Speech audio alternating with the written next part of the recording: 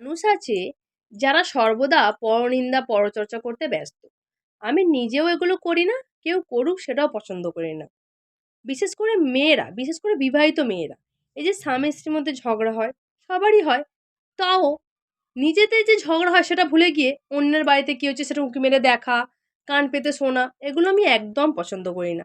তাহলে আমাদের যখন ঘরে একই জিনিস ঘটে, সেটা অন্যের বাড়িতে কেন আমি দেখতে যাব? শাশুড়ি বৌমা, জানিস তো ওই শাশুড়িটা কি দজ্জাল, একদম পড়ে না বউয়ের সাথে।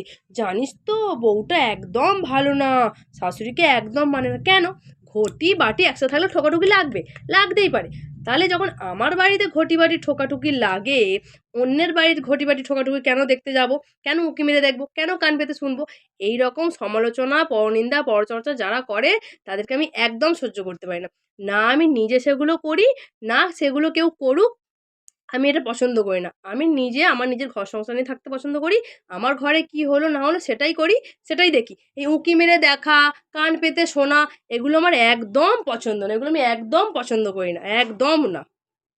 ছোট মা কি হলো? ওইখানে শাশুড়ি বৌমা তুমুল ঝগড়া লাগছে।